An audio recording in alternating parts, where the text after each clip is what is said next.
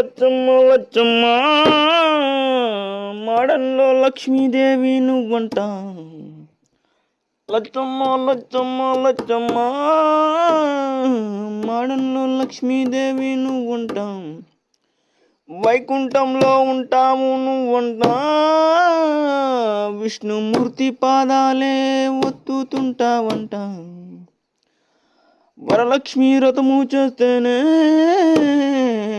లక్ష్మీ సంపదని ఇస్తావంట. అష్టలక్ష్మిగా నిన్నే కొలిచే ఆది దేవత నువ్వేనంట. ధనము కావాలనుకున్నా ప్రతి చోట నువ్వే ఉంటావంట.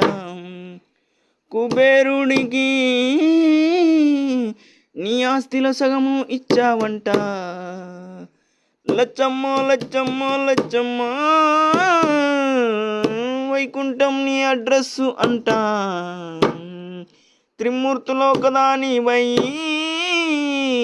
ధనానికి నువ్వే మూలం అమ్మా. ఏ తప్పు చేసినా ప్రతి చోట నీ పేరేనే. ఏ డబ్బు కోసమే యుద్ధమే చేసిన రాజుల పోరే.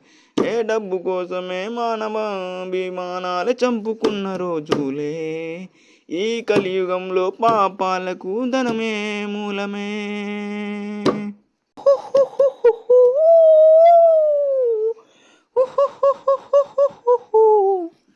లచ్చమ్మ లచ్చమ్మ లచ్చమ్మ మాడంలో లక్ష్మీదేవి నువ్వంట. పరిశుభ్రత ప్రార్థించే వాలిలో నీ ఆశీస్సులు ఉంటాయి అంట. విష్ణుమూర్తి పాదాలే ఒత్తుతూ సృష్టినెంతో ఆలోచిస్తావంట. లచ్చమ్మ లచ్చమ్మ లచ్చమ్మ ఆదిశక్తిలో ఒక్క అవతారమా. శుక్రార లక్ష్మి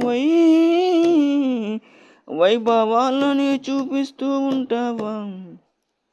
ఆది గజ విజయ ధన సంతాన ధన ధాన్య ధైర్యములో